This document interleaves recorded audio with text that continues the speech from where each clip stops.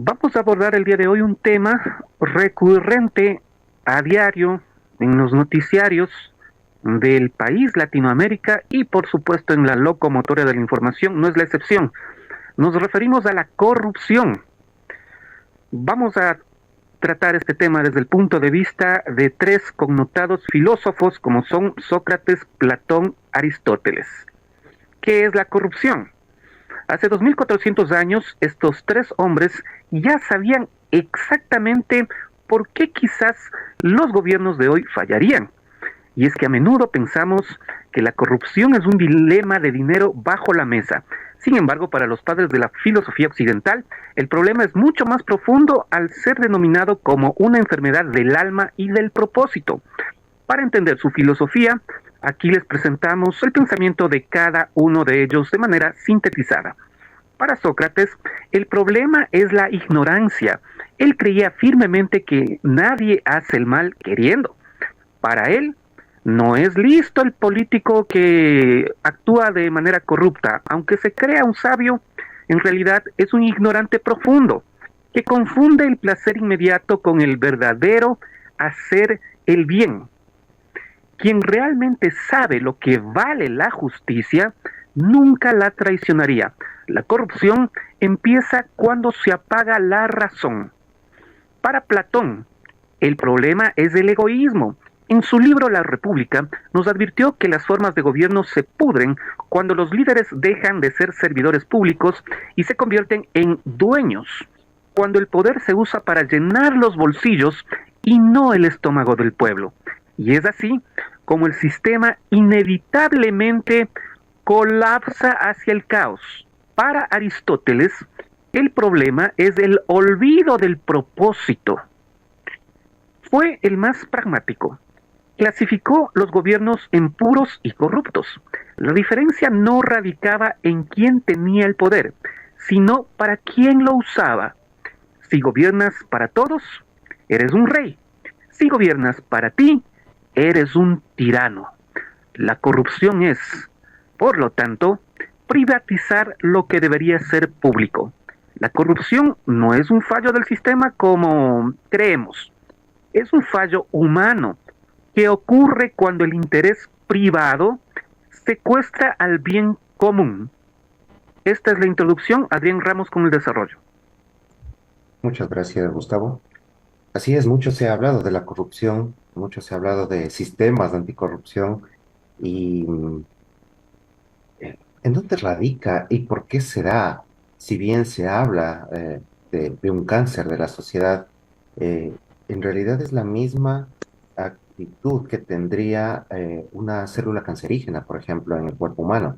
Cuando una célula dice, no quiero morir, ¿no? A pesar de que hay todo un sistema de procesos que debe cumplirse dentro del organismo y dentro de ello las células, por ejemplo, de la piel van muriendo diariamente y otras van naciendo. La célula cancerígena es, no, no, yo no quiero morir, no, quiero vivir para mí. En este sentido, aparece este elemento, el egoísmo, aplicándolo dentro de la persona. Cuando la persona piensa únicamente en sí misma y no en Y las en su entorno otras, cercano, y en su entorno cercano justamente puede darse este mismo efecto, ¿no? En ese sentido, cuando está por encima del sentido del deber y del sentido de la unión de ese grupo humano, está el gusto personal o esa búsqueda de satisfacer aquello que siento que merezco únicamente yo de manera aislada, entonces se va a dar esta corrupción. o sea, Hablando con tal de, de yo estar bien, con tal de yo estar bien, mis familiares y mis panas, el resto, ¿qué importa? así es. Vamos a un ejemplo más cercano. Siempre me gusta llevarlo hasta el círculo de la familia, ¿no? Suele ser más reconocible los elementos. ¿Qué tal si en la casa de mamá, papá e hijo, ¿no es cierto? Papá dice, bueno, yo he trabajado toda la semana, yo tengo eh, alimento que llevo a la casa, yo hago todo lo que se necesite en la casa, pero el fin de semana merezco un descanso, yo merezco dar una pausa a ese a esa prisa y a ese requerimiento permanente de la casa y me voy con mis amigos. Y quizá viernes de noche empiezo y luego yo regresaré a casa domingo en la noche, ¿no es cierto? Entonces, se pensaría como algo merecido, ¿no? Pero está hablándose realmente de un gusto personal que muy a pesar de que sea apropiado o no para la familia, sea realmente una molestia, una inquietud, eh, una preocupación para la familia, no, porque pienso en mi satisfacción muy a pesar de los demás. Entonces, ¿a dónde llevaría esa actitud permanentemente? ¿Se me explicó? ¿Qué tal la madre que dice, bueno, no, yo toda la semana he atendido a esta familia, fin de semana también me desaparezco? ¿Qué tal si el hijo dice lo mismo? No me refiero solo al padre, en cada Y sí uno de los pasan esos elementos de la casos, familia puede y hay pasar. esos casos recurrentemente. Antes más eran los caballeros, ahora ya conozco de damitas también, madres de familia y todo eso. Fin de semana dicen, no, yo ya me saco la madre, ya he trabajado y se desaparece, se va a la discoteca, se va a tomar con las amigas, con algún tinieblo de por ahí, viene a amanecer al siguiente día o un poco más. Y el hijo Y tal la vez ya, criatura llorando con la claro, abuelita. justamente, justamente. Ahora imaginemos el hijo adolescente, el hijo ya joven, ¿no? Que aún vive dentro de casa, pero como considera que se puede mandar solo, entonces hace lo que quiera y hace lo mismo, se desaparece días, ¿no? Entonces, en estos ejemplos, ¿a dónde quiero llegar? Que si bien, como dice Gustavo, son cosas que suceden y se han visto, a dónde llevan a esa pequeña sociedad llamada familia? A la preocupación y poco a poco a la destrucción. Entonces, así la corrupción siendo una búsqueda de la necesidad o de la satisfacción de lo personal por sobre lo que conviene o lo que hace bien al Sobre grupo, la comunidad sería en este caso. exactamente, eso es corrupción.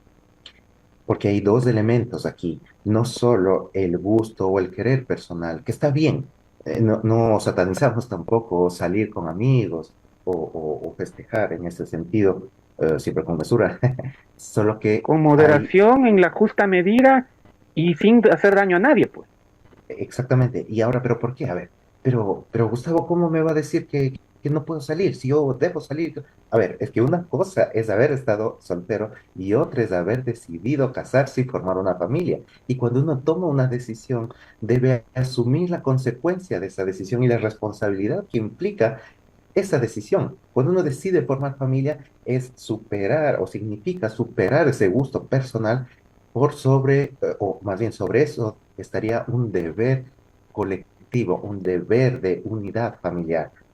Porque si es Asimismo, si acepta ser gobernante, tiene exactamente, que superar los intereses de la familia hacia el bien común, sea del Estado, de la provincia o la ciudad. justamente a ese punto que quería llegar. Es que Y no no, dale, no porque mi hija está sin trabajo, entonces voy a hablar con el alcalde de la otra ciudad para que le contrate y yo le contrato al hijo de él. No exacto, debería ser así.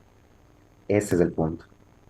Cuando hay un interés personal por sobre un deber colectivo, entonces no se está llamado a cumplir esa función.